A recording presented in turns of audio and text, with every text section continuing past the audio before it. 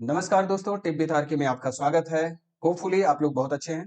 तो दोस्तों, आज का जो टॉपिक है ये बेसिकली बहुत लोगों की डिमांड थी, उसके बेसिस पर ये आज वीडियो हम रिकॉर्ड कर रहे हैं। और ये बेसिकली जो वीडियो है ये दोस्तों है कि इन्वेस्टमेंट हम कहाँ-कहाँ कर सकते हैं, किस-किस एरिया में हम इन्वेस्टमेंट कर सकते हैं, उसके ऊपर आज ये वीडियो रिकॉर्ड हो रही है। तो दोस्तों, आइए टॉपिक पे बढ़ते हैं और देखते हैं कि इन्वेस्टमेंट का स्कोप क्या है, कहाँ-कहाँ हम लोग इन्वेस्टमेंट कर सकते हैं और कितना रिस्क है इन्वेस्टमेंट करना, ये सारी चीज़ों पे हम लोग एक ब्रीफ लेने की कोशिश करते हैं। तो दोस्तों, बेसिकली क्या है कि जो इन्वेस्टमेंट है वो 3 कैटेगरी में डिवाइड है। इन्वेस्टमेंट को आप 3 तरीके से कैटेगराइज़ कर सकते हो, वैसे इसकी तो सब कैटेगरी कई सारी हैं, लेकिन जो कैटेगरी की बात है तो 3 मेन कैटेगरी हैं। तो आइए वन बाय वन करके डिस्कस करते हैं, लेकिन उससे पहले मैं आपको ब्रीफ ये दे दूं कि इन्वेस्टमेंट कहाँ-कहाँ पे आप कर सकते हैं। अपना पैसा हम कहाँ लगाएं? सवाल ये है, हमारे पास पैसा तो है लेकिन इसको कहाँ लगाया जाए? कैसे हम इन्वेस्टमेंट करें? मार्केट से कैसे रिटर्न हम निकालें? ठीक है? तो दोस्तों, इन्वेस्टमेंट करने के जो स्कोप है वो कई सारे हैं। पहला तो अगर हम बात करें तो पहले जैसे फिक्स्ड डिपॉजिट है आपका इन्वेस्टमेंट करने का, पहला स्कोप जो है फिक्स्ड डिपॉजिट। दूसरा है जो टर्म डिपॉजिट है, जो बैंक्स ऑफर करते हैं फिक्स्ड डिपॉजिट और टर्म डिपॉजिट, ये सारी डिपॉजिट। अगला पोस्ट ऑफिस डिपॉजिट में भी आप पैसा डिपॉजिट कर सकते हैं। यहाँ पे तीनों डिपॉजिट में आपको एक मिनिमम रिटर्न बैंक एनुअल देती है, ठीक है, मतलब इंटरेस्ट के फॉर्म में। अगली बात करें तो other means of investment like आप पीपीएफ में पैसा लगा सकते हैं, जो कि पब्लिक प्रोविडेंट फंड, यहाँ पे बोलते हैं इसको पब्लिक प्रोविडेंट फंड, ठीक है। ये जो है, ये जो चारों इंस्ट्रूमेंट है, ये सारे के सारे जो है कॉमनली सारे बैंक इसको ऑपरेट करते हैं, सारे बैंक इसको ऑपरेट करते हैं। तो यहाँ पे आप अपना पैसा इन्वेस्ट कर सकते हैं और यहां से आप फिक्स्ड इंटरेस्ट जनरेट कर सकते हैं, फिक्स्ड इंटरेस्ट आप जनरेट कर सकते हैं दोस्तों, ठीक है। अभी तक जो हमने बताया ये सारा का सारा जो है, ये सारा का सारा आपका जो इन्वेस्टमेंट है, अल्टीमेटली ये दोस्तों जो है ये सेफ मोड का इन्वेस्टमेंट है। सेफ मोड इन्वेस्टमेंट कि मतलब यहां पे आपको कोई रिस्क वाली बात नहीं है, आप आराम से अपना पैसा इन्वेस्ट कर सकते हैं और आराम से चैन की नींद ले सकते हैं। आपके पैसे पे, मनी पे, इन्वेस्टमेंट पे कोई भी रिस्क यहां नहीं है। आगे बात करते हैं म्यूचुअल फंड, अगला आपका है स्कीम, जो कि बहुत सारी कंपनियां अपना अलग अलग तरीके से म्यूचुअल फंड लेके आती हैं, नए नए फंड एनएफओ आते रहते हैं मार्केट में, आप वहां पे भी इन्वेस्टमेंट कर सकते हैं। लेकिन दोस्तों अब सवाल ये है कि इन्वेस्टमेंट करें तो तरीका क्या है इन्वेस्टमेंट करने का, तो इस पे भी हम लोग बात करेंगे। अगला अगर इन्वेस्टमेंट की बात करें तो हम शेयर मार्केट में पैसा लगा सकते हैं। शेयर मार्केट, जिसको हम स्टॉक मार्केट भी बोलते हैं, इसको स्टॉक मार्केट के भी नाम से जाना जाता है, ठीक है, स्टॉक मार्केट। हालांकि अब यहाँ पे ये जो इन्वेस्टमेंट की अब हम बात कर रहे हैं ये एक रिस्क जोन वाले इन्वेस्टमेंट होते हैं, ठीक है। आगे है फ्यूचर एंड ऑप्शन, फ्यूचर और ऑप्शन की बात करें और कमोडिटी डेरिवेटिव की बात करें दोस्तों, तो ये दोनों जो है ये इन्वेस्टमेंट नहीं है, ये दोनों जो है स्पेकुलेशन है, स्पेकुलेशन है ये। स्पेकुलेशन का मतलब है सट्टा बाजार है ये, ठीक है, सट्टा बाजार है दोस्तों। तो सट्टा बाजार में कहने का मतलब पैसा लगाने का यहाँ पे पूरा का पूरा जो है रिस्क से भरा होता है, कंप्लीटली रिस्क है, विदाउट नॉलेज इसमें जाना बेकार है। वैसे शेयर मार्केट में भी विदाउट नॉलेज आपको एंट्री लेना सही नहीं है, ठीक है। तो सेम वैसे फ्यूचर और फ्यूचर ऑप्शन और कमोडिटी की अगर हम बात करें तो ये पूरा का पूरा सट्टा बाजार है। यहाँ पे ऑनलाइन कॉन्ट्रैक्ट्स खरीदे जाते हैं और कॉन्ट्रैक्ट्स बेचे जाते हैं दोस्तों। तो इसकी जब तक एक प्रॉपर अंडरस्टैंडिंग ना हो आपको इस मार्केट में नहीं जाना चाहिए। लेकिन अभी जो हमने ऊपर के शेयर मार्केट से ऊपर के जितने भी इन्वेस्टमेंट हमने बताए हैं, यहाँ पे आप एक बेसिक अंडरस्टैंडिंग, बेसिक नॉलेज लेके आप एंट्री ले सकते हैं, इसमें कोई शक वाली बात नहीं है। अगली चीज अब यहाँ पे देखते हैं। पहली चीज दोस्तों, इन्वेस्टमेंट करने से पहले आपको अपने फाइनेंशियल एडवाइजर से एक बार जरूर सलाह ले लेनी चाहिए, कंसल्टेंसी जरूर लेनी चाहिए। कहीं भी अगर आप पैसा लगा रहे हैं उससे पहले आप कंसल्टेंसी लें, समझें या खुद से अंडरस्टैंडिंग उस पर डेवलप करें, उसके बाद ही अपना जो पैसा है, अर्निंग्स है, उसको लगाएं मार्केट में। तो दोस्तों, जो इन्वेस्टमेंट है वो बेसिकली क्या है, आपकी अर्निंग कैपेसिटी पे पहला वो डिपेंड करता है, ठीक है, कमाने वाली बात हो रही है यहाँ पे, ठीक है। For the sake of example यहाँ पे मैं लेता हूँ 10,000 आप पर मंथ कमाते हैं, पर मंथ यहाँ पे अर्निंग आपकी होती है 10,000। आगे बात करते हैं अनअवॉइडेबल एक्सपेंसेस। तो दोस्तों, यहाँ पे दूसरी चीज जो है, कमाने के साथ साथ आपको ये देखना है कि आपके ऐसे कितने खर्चे, कितने अमाउंट ऑफ एक्सपेंसेस जो अनअवॉइडेबल है, जिसको आप अवॉइड नहीं कर सकते हैं फ्यूचर में, जो होने ही होने हैं, कुछ भी हालात आ जाए ये खर्चे होने हैं। तो लाइक जो लिविंग कॉस्ट होता है उसी की हम बात कर रहे हैं, जो जीने के लिए पैसों की जरूरत होती है उसकी बात कर रहे हैं। सपोज यहाँ पे दोस्तों 8,000 मैं लेता हूं पर मंथ, आपको जीने के लिए पैसे चाहिए पर मंथ, जो आपके परिवार का भरण पोषण करने के लिए जो पैसे चाहिए। ओके, नेक्स्ट बात करते हैं कैजुअल एक्सपेंसेस। कैजुअल एक्सपेंसेस का मतलब दोस्तों यहाँ पे जैसे मेडिकल वगैरह में खर्चे आ जाते हैं, मेडिकल वगैरह के एक्सपेंसेस आ जाते हैं जो कोई एक्सपेक्ट नहीं करता लेकिन वो फॉल कर जाते हैं। तो कैजुअल एक्सपेंसेस मान लीजिए कि यहाँ पे पर मंथ 1000 मेडिसिन वगैरह पे आपका खर्चा हो रहा है या किसी और वजह से आपके पास खर्चे आते हैं, ठीक है। तो यहाँ पे देखा जाए तो 8000 आपने अपने अनअवॉइडेबल खर्चे पर अनअवॉइडेबल एक्सपेंसेस कर दिए हैं, यानी कि अपने लिविंग पर, जीवन यापन के लिए ये खर्चे हैं 8000, एंड कैजुअल एक्सपेंसेस आपके 1000 है जो रेगुलर नहीं होते बट कभी कभी इनकर हो जाते हैं दोस्तों, ठीक है। रेस्ट जो है, अब इन्वेस्टमेंट इनटू अ पोर्टफोलियो, अब आपके पास रेस्ट अमाउंट कितना बचा, 1000, 10,000 में से 8000 तो अपने खर्चों के लिए, 1000 कैजुअल एक्सपेंसेस निकाला, अब रेस्ट अमाउंट आपके पास 1000 बचा है। अब हम सर पे हाथ रख के यूं बैठे हैं कि 1000 तो हमारे पास बच गया, अब कहां पे पैसा लगाया जाए, वेयर टू इन्वेस्ट, बहुत सारे मार्क ऑफ इंट्रोगेशन माइंड में चलेंगे, बहुत सारे क्वेश्चन माइंड में रन करेंगे। तो दोस्तों इसी को आइए वन बाय वन रिजॉल्व करते हैं और समझने की कोशिश करते हैं इस 1000 रुपए का इन्वेस्टमेंट कहां पे किया जाए। तो आइए फर्स्ट पॉइंट यहाँ पे देखते हैं। तो यहाँ पे पहला पॉइंट है दोस्तों कि टाइप ऑफ इन्वेस्टमेंट कितने हैं, कितने तरीके से हम इन्वेस्टमेंट कर सकते हैं। तो पहला इन्वेस्टमेंट यहाँ पे है कि इन्वेस्टमेंट विथ रिस्क फ्री, कहने का मतलब अब आप समझ गए होंगे, जहां पे कोई रिस्क वाली बात नहीं है, रिस्क फ्री इन्वेस्टमेंट आप यहाँ पे कर सकते हैं, कि मतलब पैसा आपने इन्वेस्ट कर दिया और आप एकदम रिलीफ करिए, कोई समस्या वाली बात यहाँ पे नहीं है।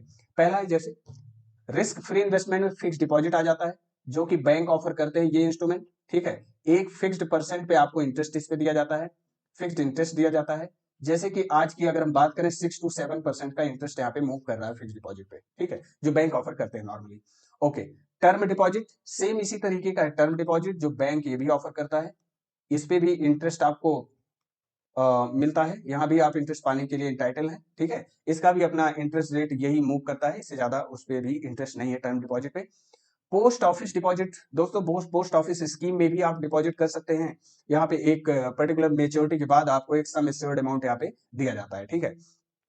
पब्लिक प्रोविडेंट फंड अगला जो है, पब्लिक प्रोविडेंट फंड पीपीएफ जिसे हम कहते हैं, पीपीएफ में भी आप इन्वेस्टमेंट कर सकते हैं, अब चाहे यहाँ पे एसआईपी के थ्रू चले, सिस्टमैटिक इन्वेस्टमेंट प्लान की हर महीने भाई 1000, 2000, 5000 जैसे हमारी कैपेसिटी है हम पीपीएफ में इन्वेस्ट करते जाएं, या आप लमसम भी यहाँ पे डिपॉजिट कर सकते हैं, ठीक है, लमसम भी डिपॉजिट कर सकते हैं। यहाँ भी आपको एक इंटरेस्ट अमाउंट पेमेंट किया जाता है जो कि आपके प्रिंसिपल अमाउंट में क्यूमुलेट होता हुआ चला जाता है, क्यूमुलेट होता हुआ चला जाता है, यहाँ पे मतलब कंपाउंडिंग ग्रोथ होता हुआ चला जाता है, कंपाउंडिंग ग्रोथ यहाँ पे होती है, ठीक। तो ये तो रहा आपका रिस्क फ्री इन्वेस्टमेंट की, मतलब यहाँ पे अगर पैसा लगाया जाए कोई रिस्क वाली बात नहीं है, बहुत नॉमिनल इंक्रीमेंट आपके वैल्यू में होगी, आपकी मनी में बहुत नॉमिनल इंक्रीमेंट होगा, लेकिन इंक्रीमेंट होगा, बट आप सेफ हैं, ठीक। आइए जरा अगले इन्वेस्टमेंट पे हम लोग बात करते हैं। अगला इन्वेस्टमेंट दोस्तों यहाँ पे दूसरे की अगर हम बात करें तो investment with moderate risk. Moderate risk का मतलब ये है कि हाई रिस्क और रिस्क फ्री के बीच का जो रिस्क होता है मॉडरेट रिस्क उसे कहते हैं, ठीक है। अगर हम बात करें 1 से 10 के बीच का अगर रिस्क है तो 10 हाई रिस्क में आ जाएगा, हाई रिस्क, और 1 जो है वेरी लो रिस्क, ठीक है। लेकिन इसके बीच में अगर आप फॉल करते हैं तो ये आपका मॉडरेट रिस्क में फॉल करेगा, ठीक है, मॉडरेट रिस्क। मॉडरेट रिस्क में दोस्तों क्या होता है, आपका म्यूचुअल फंड आ जाता है। अब म्यूचुअल फंड हालांकि कंपनियां कई तरीके की लाती हैं, इसमें भी कुछ नॉमिनल रिस्क के होते हैं, कुछ मॉडरेट रिस्क के होते हैं, कुछ हाई रिस्क के होते हैं, लेकिन ओवरऑल अगर म्यूचुअल फंड की हम बात करें तो ओवरऑल म्यूचुअल फंड आपका मॉडरेट रिस्क पे मूव करता है। अब म्यूचुअल फंड में पैसा अगर आप लगाते हैं, दो तरीके से आप लगा सकते हैं, एक तो एसआईपी सिस्टम पे आप लगा सकते हैं जो कि आपका सिस्टमैटिक इन्वेस्टमेंट प्लान होगा, जो कि एक इंस्टॉलमेंट आपकी एवरी मंथ या एवरी 15 डेज या एवरी 6 मंथ जैसा आप इन्वेस्ट करना चाहें आप म्यूचुअल फंड में लगा सकते हैं, बट ये भी जो है सब्जेक्ट टू मार्केट रिस्क होता है, ठीक है दोस्तों। मार्केट रिस्क मतलब ये है कि शेयर बाजार जिस तरीके से मूव करेगा उसी तरीके से लगभग म्यूचुअल फंड भी मूव करता है, बट यहाँ पे क्या है कि इन्वेस्टमेंट का जो सेगमेंट है वो अलग अलग सेक्टर में डिवाइड होता है, ठीक है। तो इसलिए आपका पूरा का पूरा इन्वेस्टमेंट कंप्लीट रिस्क पे नहीं होता है, यहाँ पे आपका कुछ पार्ट जो है रिस्क पे होता है और कुछ पार्ट आपका सेफ मोड पे होता है, ठीक है। तो ये तो हो गया म्यूचुअल फंड वाली बात, ठीक। तीसरी अगर हम बात करें दोस्तों तो यहाँ पे इन्वेस्टमेंट विथ हाई रिस्क, ऐसे इन्वेस्टमेंट जहां पे बहुत हाई रिस्क आपको होता है। अब दोस्तों एक बात ध्यान रखना, जहां पे ज्यादा हाई रिस्क की बात होगी वहीं पे तो ज्यादा रिटर्न की भी बात होगी, जहां ज्यादा आपको रिस्क लेना है वहीं पे ज्यादा रिटर्न भी मिलेगा, तो ये वाली बात यहाँ पे आती है। अब ज्यादा हाई रिस्क की अगर हम बात करें तो शेयर मार्केट है, या इसी को हम स्टॉक मार्केट भी बोलते हैं, ठीक है दोस्तों। तो ये अब शेयर मार्केट और स्टॉक मार्केट जो है ये कंप्लीटली रिस्क वाला इन्वेस्टमेंट है। इसमें अगर आप इन्वेस्ट करते हैं दोस्तों, तो सबसे पहली चीज तो ये है कि प्रॉपर आपको एक अंडरस्टैंडिंग होनी चाहिए इन्वेस्टमेंट शेयर मार्केट में करने के रिगार्डिंग। ना हो आप इस इन्वेस्टमेंट में बिल्कुल ना जाएं। अगर आप इसकी अंडरस्टैंडिंग नहीं लेना चाहते हैं तो आप म्यूचुअल फंड को रेफर करें, और म्यूचुअल फंड भी बहुत अच्छा रिटर्न लोगों को देता है अगर आप बेहतर म्यूचुअल फंड मार्केट से सिलेक्ट करते हैं, बेहतर प्रोडक्ट मार्केट से सिलेक्ट करते हैं। भले ही महंगा हो, लेकिन अगर प्रोडक्ट अच्छा है तो वो आपको रिटर्न देके ही जाएगा। नेक्स्ट बात करते हैं वही शेयर मार्केट वाली। तो शेयर मार्केट में दोस्तों क्या होता है कि यहाँ पे डिफरेंट डिफरेंट कंपनियों के शेयर्स होते हैं। अब इसमें भी कुछ कंपनियों के जो शेयर हैं, उसमें हम कह सकते हैं बहुत हाई रिटर्न होती है, लेकिन कुछ कंपनियों के जो शेयर्स हैं वो रिस्क फ्री नहीं होते हैं, बहुत ज्यादा रिस्क होता है। हालांकि ओवरऑल अगर शेयर मार्केट की हम बात करें तो कंप्लीट रिस्क है यहाँ पे। लेकिन जो बिग कंपनियां हैं, स्मॉल कैप कंपनियों को छोड़ के जो मिड कैप कंपनीज हैं और आपके जो हैं लार्ज कैप कंपनीज हैं, उनमें इन्वेस्टमेंट एक हद तक आपका बहुत ज्यादा सेफ रहता है, और वहां पे रिटर्न की संभावना आपको बहुत लंबी अवधि के लिए अगर आप इन्वेस्टमेंट करते हैं, आपको बेहतर रिटर्न यहां से भी मिलने के चांसेस होते हैं in compare to mutual fund. और जो एफडी वगैरह हमने बताया था, उससे बेहतर रिटर्न आपको शेयर मार्केट में मिलता है, प्रोवाइडेड कि यहाँ पे रिस्क ज्यादा होता है। ठीक है, तो ये बात है।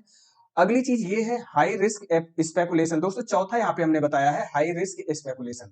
अब एक बात ध्यान से समझिए, बात जहां तक इन्वेस्टमेंट की जाए तो इन्वेस्टमेंट तीन तरीके से ही आप कर सकते हैं। पहला, जैसा कि हमने बताया था कि आपका जो इन्वेस्टमेंट है, एक तो रिस्क फ्री इन्वेस्टमेंट, और दूसरा जो आपको हमने बताया था दोस्तों वो था जो investment with moderate risk, and तीसरा पॉइंट जो था, तीसरा इन्वेस्टमेंट जो था वो हाई रिस्क वाला इन्वेस्टमेंट था। अब यहाँ चौथे पॉइंट पे हम लोग डिस्कस कर रहे हैं, यहाँ पे रिस्क हाई है, स्पेकुलेशन है। मतलब ये इन्वेस्टमेंट है क्या, बताइए जरा, इन्वेस्टमेंट है? इसको आप इन्वेस्टमेंट की कैटेगरी में रखते हैं? नहीं जी नहीं, इसको इन्वेस्टमेंट बिल्कुल मत बोलिए, क्योंकि ये पूरी की पूरी सट्टा बाजार है, पूरा कंप्लीटली ये सट्टा बाजार है, और इसे इन्वेस्टमेंट की कैटेगरी में आप नहीं रखेंगे। लेकिन यहां से भी लोग बहुत हाई रिटर्न जनरेट करते हैं, लेकिन उनके पास इसकी पूरी समझ है कि पैसा कब और कैसे लगाना है और कब वहां से एग्जिट लेना है, ठीक है, कमाने के बाद। तो ये एक तरीके का पूरा कंप्लीट स्टडी है दोस्तों। अगर आप इसमें जाना चाहते हैं तो इसकी भी कंप्लीट स्टडी आप करें। यहाँ पे बहुत तगड़ा आपको रिटर्न की संभावना होती है और बहुत तगड़े रिस्क की भी संभावना कंप्लीट बनी रहती है। मतलब 50-50 के चांसेस दोनों तरफ रहते हैं। अगर आप प्रॉपर स्टडी करके जाते हैं तब भी 50-50 के चांसेस रहते हैं। आप ब्लाइंडली अगर इसमें जाते हैं दोस्तों, तब तो समझ लेना 100% रिस्क के ही चांस है, यहाँ पे कोई 50-50 वाली बात नहीं है। सेम फ्यूचर ऑप्शन में अगर हम बात करें तो यहाँ पे कॉन्ट्रैक्ट्स वगैरह पे, कॉन्ट्रैक्ट्स खरीदे और बेचे जाते हैं। कमोडिटी और डेरिवेटिव पे बात करें तो यहाँ आर्टिकल और थिंग्स पे, यहाँ पे जो वस्तुएं होती हैं जैसे जिंक वगैरह हो गया, इस पे फूड वगैरह, फूड आर्टिकल्स वगैरह हो गए, जिंक हो गया, कॉपर हो गए, गोल्ड हो गए, यहाँ सब, यह कहने का मतलब आप जो है यहाँ पे स्पेकुलेशन किया जाता है। ठीक है, हालांकि ये लीगल है इंडिया में, ऐसी कोई बात नहीं है, शेयर मार्केट में ये लीगल है।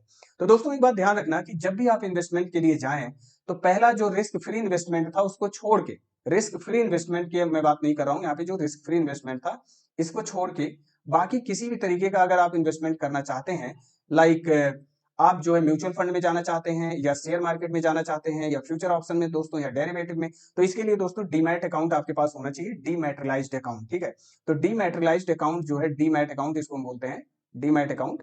तो डीमैट अकाउंट आपके पास होना चाहिए। डीमैट अकाउंट लाइक जैसे जीरोधा हो गया, एंजल ब्रोकिंग हो गया और ग्रो ऐप हो गया, ये सारे लोग डीमैट अकाउंट प्रोवाइड करते हैं। आप यहां से डीमैट अकाउंट खोल सकते हैं, जो कि डीमैट अकाउंट ओपन करने के लिए लिंक मैंने डिस्क्रिप्शन बॉक्स में दे रखा है, आप वहां से भी उसको एक्सेस कर सकते हैं।